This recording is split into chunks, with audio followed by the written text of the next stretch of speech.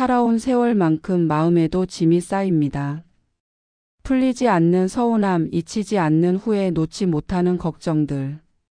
밤마다 그 무게에 잠 못 이루신 적 있으시지요? 그런데 하나님은 그 짐을 지고 가라 하지 않으셨습니다. 수고하고 무거운 짐 진 자들아 다 내게로 오라. 내가 너희를 쉬게 하리라. 마태복음 11장 28절 말씀처럼 주님은 오히려 그 짐을 내려놓으라 명하십니다. 오늘 이 시간 하나님께서 당장 놓으라 하시는 5가지 마음의 짐을 함께 살펴봅니다. 말씀 안에서 진정한 쉼과 평강을 누리시길 축복합니다. 오늘 함께 나눌 이 지혜가 여러분의 삶의 작은 빛이 되기를 바랍니다. 이 영상이 꼭 필요한 누군가에게 전해질 수 있도록 구독과 좋아요로 동참해 주세요. 여러분의 클릭 한 번이 길 잃은 영혼에게 하나님의 지혜를 전하는 복된 통로가 될 것입니다. 여러분, 우리는 참 오래 걸어왔습니다. 젊은 시절에는 가족을 위해 땀 흘리며 일했고 중년에는 자녀들 뒷바라지하느라 정신없이 달려왔습니다. 이제 60을 넘기고 70을 바라보는 나이가 되었는데 몸은 쉬어도 마음은 여전히 무겁습니다. 밤이면 천장을 바라보며 지난 일들이 떠오르고 새벽녘에 눈이 떠지면 괜한 걱정에 다시 잠들지 못합니다. 혹시 여러분도 그러신가요? 성경은 말씀합니다. 베드로전서 5장 7절 너희 염려를 다 주께 맡기라. 이는 그가 너희를 돌보심이라. 하나님께서는 우리의 염려를 당신이 지시겠다고 하십니다. 그런데 우리는 왜 여전히 그 무거운 짐을 스스로 지고 있는 것일까요? 오늘 이 시간 하나님께서 우리에게 내려놓으라 하시는 마음의 짐들이 무엇인지 함께 살펴보려 합니다. 첫 번째로, 많은 분들이 과거의 후회를 놓지 못하십니다. 젊은 시절 잘못된 선택들, 가족에게 상처 준 말과 행동들, 더 잘할 수 있었는데 하는 아쉬움들. 이런 것들이 마음 한켠에 돌덩이처럼 자리 잡고 있습니다. 잠들기 전 그 장면들이 떠오르면 가슴이 답답해지고 스스로를 책망하게 됩니다. 그때 왜 그랬을까, 다르게 했어야 했는데 하는 생각에 괴로우십니다. 두 번째는 풀리지 않는 서운함입니다. 살다 보면 상처받는 일이 있습니다. 가까운 사람에게 받은 배신, 인정받지 못한 섭섭함, 억울하게 누명을 쓴 기억. 이런 상처들은 시간이 지나도 잊히지 않습니다. 용서해야 한다는 것을 머리로는 알지만 마음이 따라주지 않습니다. 그 사람 얼굴만 떠올라도 속이 뒤틀리고 왜 나에게 그랬을까 하는 분노가 치밀어 오릅니다. 세 번째는 자녀와 가족에 대한 걱정입니다. 자녀들이 다 커서 독립했는데도 마음은 여전히 그들 곁에 있습니다. 잘 살고 있는지, 건강은 괜찮은지, 손주들은 잘 자라고 있는지. 전화가 늦게 오면 무슨 일이 생긴 건 아닌지 불안하고 자녀들 사이에 갈등이 생기면 내 마음이 더 아픕니다. 내가 없으면 어떻게 될까 하는 생각에 잠을 이루지 못하시는 분들도 계십니다. 네 번째는 인정받고 싶은 마음입니다. 평생 열심히 살았는데 누가 알아주는 사람이 없습니다. 사회에서 은퇴하고 나니 존재감이 사라진 것 같고 가족들조차 내 말을 귀담아 듣지 않는 것 같습니다. 예전에는 내가 결정하면 다들 따랐는데 이제는 나를 노인 취급하는 것 같아 자존심이 상합니다. 내가 이렇게 무력한 사람이었나 하는 생각에 우울해지십니다. 다섯 번째는 죽음에 대한 두려움입니다. 나이가 들수록 이 생각이 자주 찾아옵니다. 주변에서 하나둘 떠나는 분들을 보면서 내 차례가 언제일까 하는 생각이 듭니다. 죽음 자체보다 남겨질 가족들이 걱정되기도 하고 혹시 오래 아프면서 자녀들에게 짐이 되지는 않을까 하는 두려움도 있습니다. 여러분, 혹시 이 중에 여러분의 마음을 무겁게 하는 짐이 있으신가요? 아마 한두 가지가 아니라 여러 가지가 뒤엉켜 있으실 겁니다.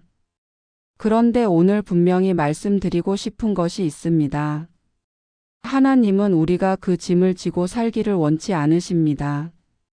마태복음 11장 28절 말씀을 다시 한번 묵상해 봅시다. 수고하고 무거운 짐 진 자들아 다 내게로 오라. 내가 너희를 쉬게 하리라. 이 말씀에서 주님은 분명히 내게로 오라고 하셨습니다.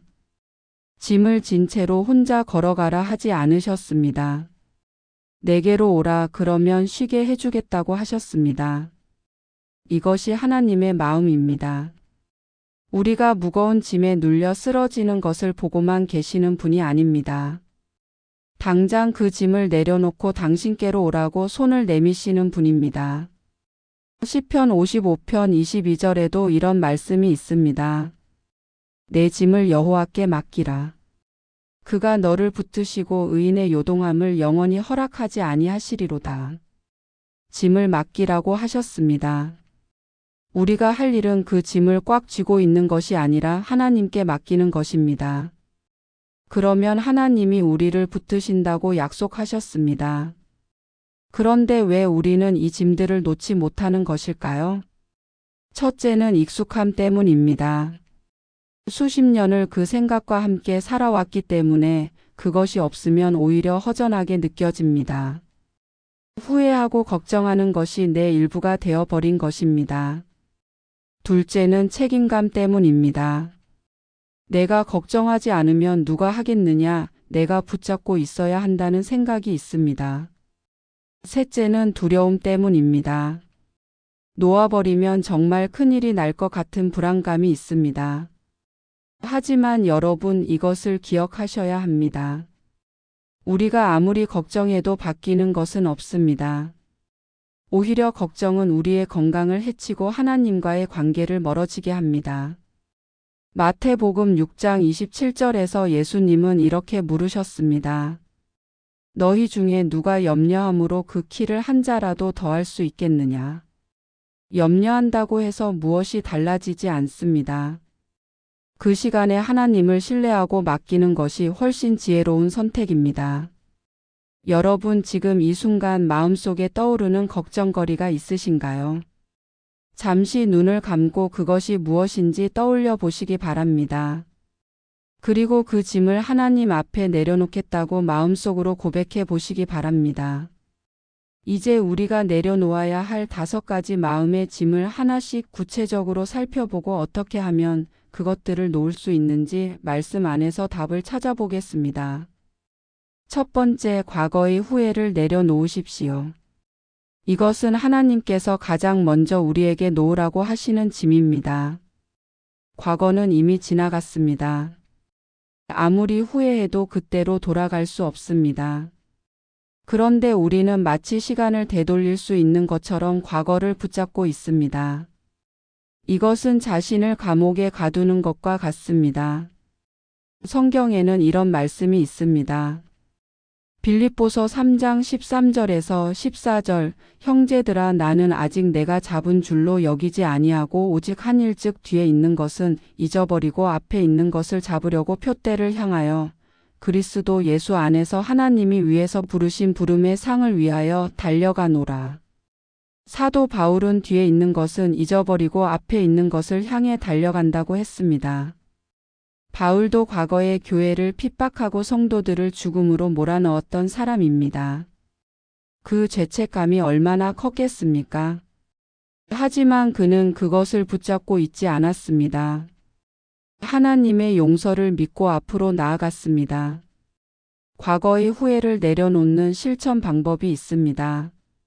먼저 그 일을 구체적으로 하나님께 고백하십시오. 마음속에 묻어두지 말고 기도 중에 말씀하십시오. 주님, 그때 제가 이런 잘못을 했습니다. 하고 솔직히 아뢰십시오. 그 다음 하나님의 용서를 받아들이십시오. 요한일서 1장 9절은 약속합니다. 만일 우리가 우리 죄를 자백하면 그는 미쁘시고 의로우사 우리 죄를 사하시며 우리를 모든 불의에서 깨끗하게 하실 것이요. 하나님은 이미 용서하셨습니다. 우리가 그 용서를 받아들이기만 하면 됩니다. 마지막으로 스스로를 용서하십시오. 하나님이 용서하신 것을 내가 계속 정죄하는 것은 하나님의 은혜를 거부하는 것과 같습니다. 이것을 비유로 말씀드리겠습니다. 과거의 후회를 붙잡고 있는 것은 마치 이미 치러진 빈 문서를 계속 들고 다니며 괴로워하는 것과 같습니다. 채권자가 빚을 탕감해 주었는데 채무자가 여전히 그 문서를 품에 안고 나는 빚진 사람이라며 고개를 숙이고 다니는 것입니다. 예수 그리스도께서 십자가에서 우리의 모든 죄값을 치르셨습니다. 그 빈 문서는 이미 찢어졌습니다. 이제 그것을 놓으십시오. 두 번째, 풀리지 않는 서운함을 내려놓으십시오. 누군가에게 받은 상처, 억울한 일, 배신감. 이런 것들은 마음의 독처럼 퍼져서 우리를 안에서부터 썩게 합니다. 용서하지 못하는 마음은 상대방을 해치는 것이 아니라 나 자신을 해치는 것입니다. 분노를 품고 사는 것은 내가 독을 마시면서 상대방이 죽기를 바라는 것과 같다는 말이 있습니다. 에베소서 4장 31절에서 32절 말씀입니다. 너희는 모든 악독과 노함과 분냄과 떠드는 것과 회방하는 것을 모든 악의와 함께 버리고 서로 친절하게 하며 불쌍히 여기며 서로 용서하기를 하나님이 그리스도 안에서 너희를 용서하신과 같이 하라. 하나님이 우리를 용서하신 것처럼 우리도 서로 용서하라고 하셨습니다. 이것이 명령입니다. 용서가 어려운 이유는 그것이 감정이 아니라 결단이기 때문입니다. 용서한다고 해서 그 일이 괜찮았다고 인정하는 것이 아닙니다. 그 사람이 벌을 받지 않아도 된다는 것도 아닙니다. 용서는 내가 그 일에 더 이상 매여 있지 않겠다는 선언입니다. 그 사람을 하나님의 손에 맡기고 나는 자유롭게 되겠다는 결단입니다. 실천 방법은 이렇습니다. 먼저 그 상처를 인정하십시오. 억지로 괜찮은 척하지 마십시오. 아팠다고 억울했다고 하나님께 솔직히 말씀하십시오. 그 다음 용서하기로 결단하십시오. 느낌이 오지 않아도 괜찮습니다. 주님, 저는 이 사람을 용서하기로 결단합니다. 하고 선포하십시오. 마지막으로 그 사람을 위해 기도하십시오. 처음에는 어렵겠지만 계속 기도하다 보면 마음이 변화됩니다. 이것을 비유로 말씀드리면 용서하지 못하는 마음은 마치 녹슨 닷을 끌고 바다를 항해하는 것과 같습니다. 배는 앞으로 나아가려 하는데 무거운 닷이 바닥에 걸려서 제대로 움직이지 못합니다. 아무리 노를 저어도 제자리입니다. 그 닷을 끊어야 합니다. 용서가 그 닷줄을 끊는 것입니다. 그래야 우리 인생의 배가 자유롭게 항해할 수 있습니다. 세 번째, 자녀와 가족에 대한 걱정을 내려놓으십시오. 부모 마음은 자녀가 몇 살이 되어도 변하지 않습니다. 40이 넘고 50이 넘어도 내 눈에는 여전히 아이입니다. 잘 살고 있는지 힘들지는 않은지 걱정이 끊이지 않습니다. 그런데 여러분, 그 자녀들도 하나님의 자녀라는 것을 기억하셔야 합니다. 시편 127편 3절에 이런 말씀이 있습니다. 보라, 자식들은 여호와의 기업이요 태의 열매는 그의 상급이로다. 자녀는 우리의 소유가 아닙니다. 하나님께서 맡기신 기업입니다. 우리는 잠시 양육하는 청지기일 뿐입니다. 그들의 진정한 주인은 하나님이십니다. 하나님께서 그들을 지키시고 인도하십니다. 잠언 22장 6절 또 기억하십시오. 마땅히 행할 길을 아이에게 가르치라. 그리하면 늙어도 그것을 떠나지 아니하리라. 여러분이 어린 시절 자녀들에게 심어준 믿음의 씨앗이 있습니다. 그것을 하나님께서 자라게 하실 것입니다. 지금 당장 눈에 보이지 않아도 하나님의 때에 그 열매가 맺힐 것입니다. 실천 방법입니다. 먼저 자녀들을 위한 걱정을 기도로 바꾸십시오. 걱정되는 마음이 들 때마다 그 자리에서 기도하십시오. 주님, 제 자녀를 주님께 맡깁니다. 지켜주시고 인도해 주십시오 하고 기도하십시오. 그 다음 그들의 선택을 존중하십시오. 이미 성인이 된 자녀들입니다. 그들도 실수를 통해 배우고 성장합니다. 마지막으로 그들에게 축복을 선포하십시오.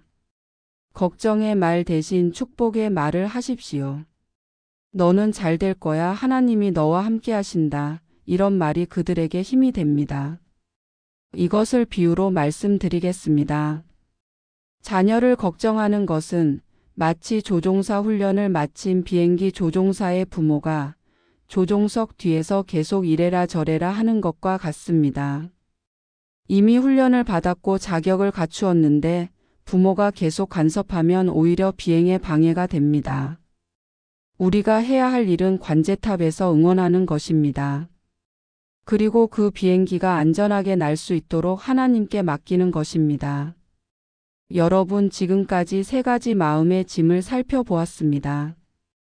과거의 후회, 풀리지 않는 서운함, 자녀에 대한 걱정.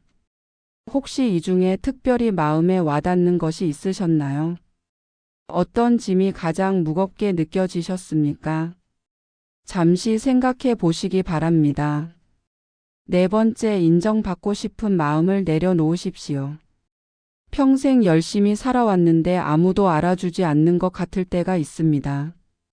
사회에서 은퇴하고 나니 내가 투명 인간이 된 것 같습니다. 가족들도 예전처럼 내 말에 귀 기울이지 않습니다. 이럴 때 자존심이 상하고 쓸쓸해지고 때로는 화가 나기도 합니다. 그런데 여러분, 사람에게 인정받는 것이 그렇게 중요한 것일까요? 갈라디아서 1장 10절에 이런 말씀이 있습니다. 이제 내가 사람들에게 좋게 하랴, 하나님께 좋게 하랴. 사람들을 기쁘게 하려 하랴. 내가 지금까지 사람의 기쁨을 구하였다면 그리스도의 종이 아니니라. 우리가 구해야 할 것은 사람의 인정이 아니라 하나님의 인정입니다. 마태복음 25장에 나오는 달란트 비유를 기억하십니까? 주인이 종들에게 한 말이 있습니다. 잘하였도다, 착하고 충성된 종아. 내가 작은 일에 충성하였음에 내가 많은 것을 내게 맡기리니 내 주인의 즐거움에 참여할지어다. 이것이 우리가 들어야 할 인정입니다. 사람들이 뭐라고 하든 하나님께서 잘하였도다 하시면 그것으로 족합니다. 실천 방법입니다. 먼저 정체성을 하나님 안에서 찾으십시오. 나는 누구인가? 나는 하나님의 자녀입니다. 직책이나 역할이 아니라 하나님과의 관계가 내 정체성의 근거입니다.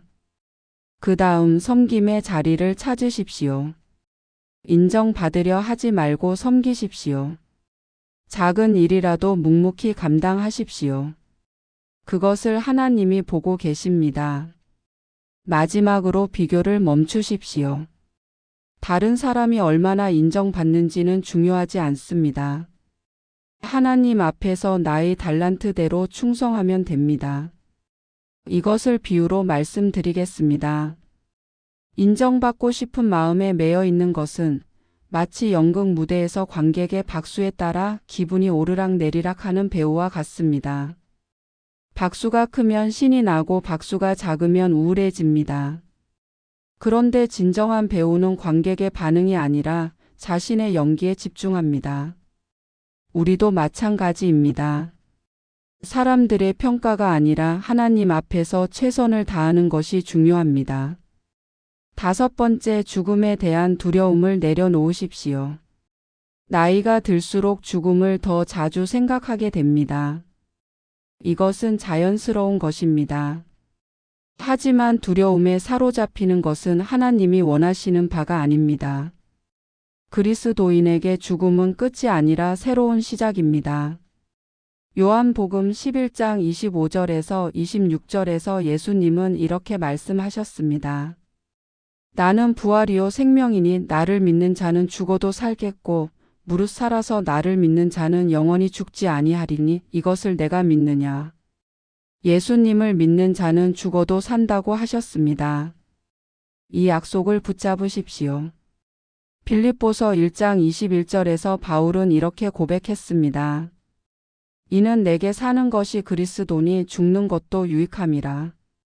죽음이 유익이라니 어떻게 이런 고백이 가능할까요? 그것은 죽음 이후에 그리스도와 함께 영원히 산다는 확신이 있기 때문입니다.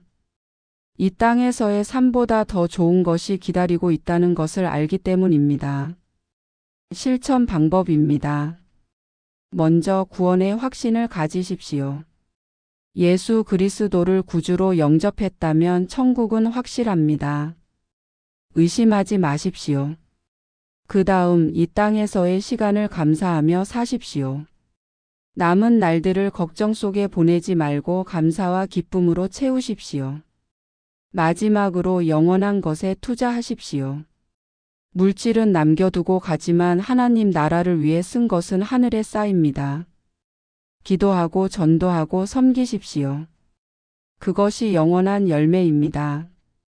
이것을 비유로 말씀드리겠습니다.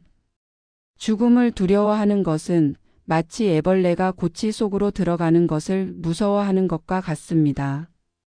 애벌레의 입장에서 고치 속은 어둡고 답답한 곳입니다. 하지만 그 과정을 거치면 아름다운 나비가 되어 하늘을 날게 됩니다. 우리에게 죽음은 고치와 같습니다. 그것을 통과하면 영광스러운 부활의 몸으로 하나님 나라에서 영원히 살게 됩니다. 여러분, 지금까지 하나님께서 내려놓으라 하시는 5가지 마음의 짐을 살펴보았습니다. 과거의 후회, 풀리지 않는 서운함, 자녀에 대한 걱정, 인정받고 싶은 마음, 죽음에 대한 두려움. 이 5가지는 우리 마음을 무겁게 하고 하나님께서 주시는 평안을 누리지 못하게 막는 장애물입니다. 다시 한번 마태복음 11장 28절 말씀을 되새깁니다. 수고하고 무거운 짐 진 자들아 다 내게로 오라. 내가 너희를 쉬게 하리라. 주님은 오늘도 우리에게 말씀하십니다. 그 짐을 지고 혼자 걸어가지 말라고 내게로 오라고 쉬게 해주겠다고 하십니다. 이 초대에 응답하시기 바랍니다. 이제 한 분의 이야기를 나누려고 합니다. 이 이야기를 통해 말씀이 어떻게 삶을 변화시키는지 함께 보시기 바랍니다. 박종수 집사님은 올해 73입니다. 평생 작은 공장을 운영하며 가족을 먹여 살렸습니다. 젊은 시절에는 새벽부터 밤늦게까지 일하며 자녀 셋을 대학까지 보냈습니다. 남들이 보기에는 성실하고 책임감 있는 가장이었습니다. 하지만 그의 마음속에는 아무도 모르는 짐들이 가득 쌓여 있었습니다. 첫 번째 짐은 젊은 시절의 후회였습니다. 사업 초창기에 동업자와 큰 다툼이 있었습니다. 서로 감정이 격해지면서 종수 집사님은 차마 입에 담을 수 없는 말들을 쏟아냈습니다. 결국 동업 관계는 깨졌고 그 친구와는 영원히 등을 돌리게 되었습니다. 사업은 성공했지만 그 일은 평생 가슴에 남았습니다. 밤마다 그때 그 말들이 떠올랐습니다. 왜 그랬을까? 그냥 참았어야 했는데, 그 친구에게 사과해야 하는데. 하지만 너무 오랜 세월이 흘러서 연락할 용기도 나지 않았습니다. 두 번째 짐은 아내에 대한 미안함이었습니다. 종수 집사님은 일에만 매달렸습니다. 아내가 혼자서 집안일과 육아를 도맡았습니다. 힘들다고 말해도 대충 듣고 넘겼습니다. 아내가 아파도 병원에 함께 가주지 못했습니다. 아내는 묵묵히 감당했지만 그 세월이 쌓이면서 부부 사이에는 보이지 않는 벽이 생겼습니다. 지금은 건강이 좋지 않은 아내를 돌보면서 그 시절이 후회됩니다. 그때 좀 더 살펴줄 걸, 함께 시간을 보낼 걸. 세 번째 짐은 둘째 아들에 대한 걱정이었습니다. 큰아들과 딸은 잘 정착했는데 둘째 아들은 여러 사업에 손을 댔다가 실패를 거듭했습니다. 빚도 지고 이혼도 했습니다. 지금은 혼자 작은 방에서 지내며 일용직으로 근근히 살아갑니다.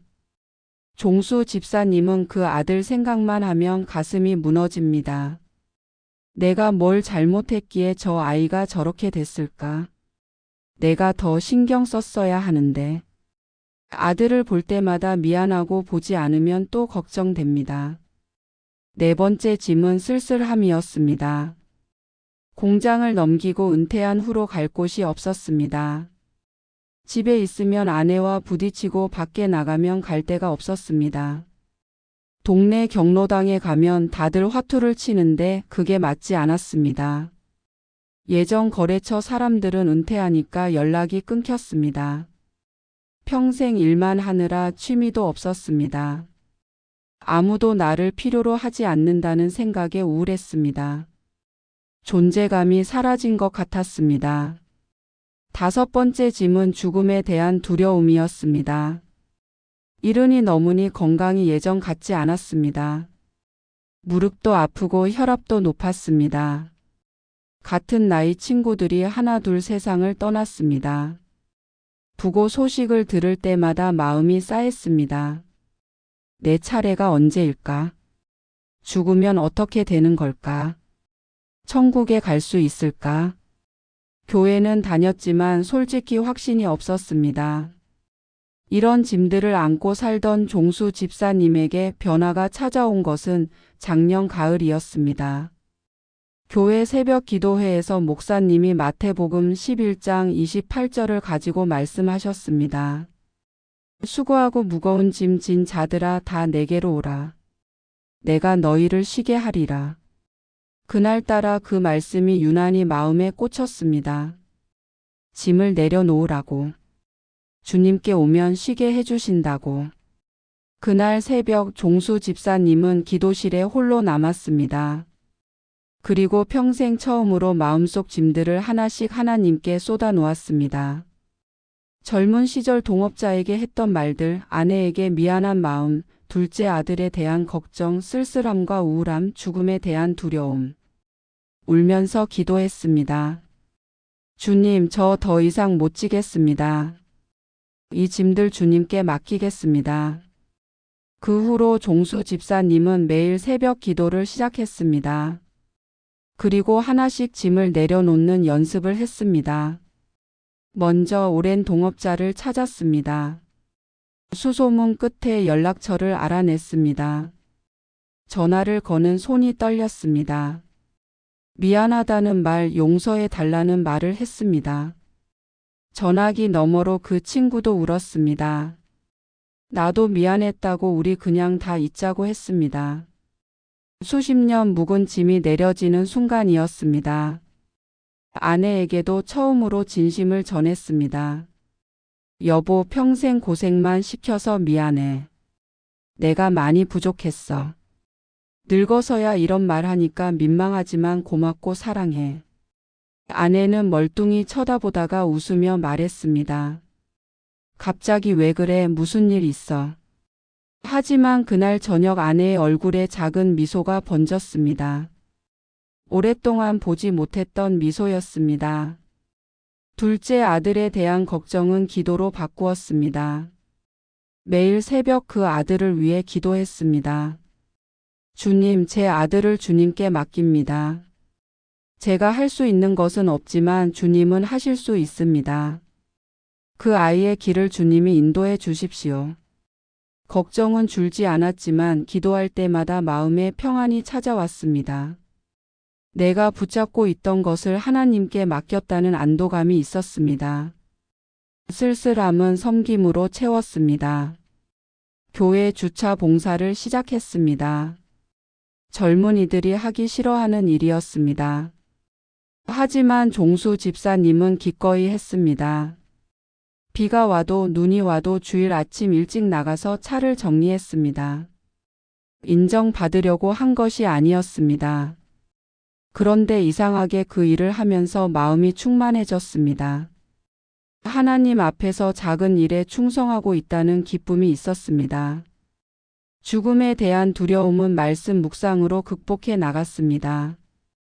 요한복음 14장 1절에서 3절 말씀을 외웠습니다.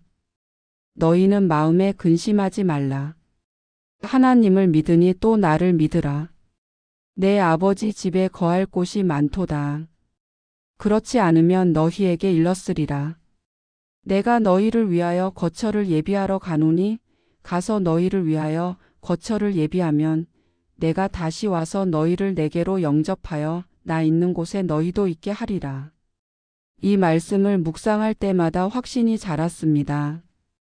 예수님이 거처를 예비하고 계시다.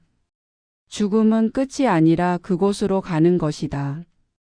1년이 지난 지금 종수 집사님은 다른 사람이 되었습니다.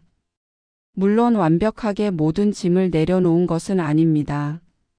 가끔 둘째 아들 생각에 잠이 깨기도 하고 아내가 아플 때면 마음이 무거워지기도 합니다. 하지만 예전과 달라진 것이 있습니다. 그 짐들을 혼자 지지 않습니다. 무거워지면 바로 하나님께 맡깁니다. 주님, 다시 짐이 무거워졌습니다. 주님께 맡기겠습니다. 하고 기도합니다. 그러면 평안이 찾아옵니다. 얼마 전 종수 집사님이 간증을 나눴습니다. 이렇게 말씀하셨습니다. 저는 70이 넘어서야 진짜 신앙생활을 시작한 것 같습니다. 평생 교회 다녔는데 마음의 짐을 어떻게 내려놓는지 몰랐습니다. 그런데 이제는 압니다. 주님께 맡기면 됩니다.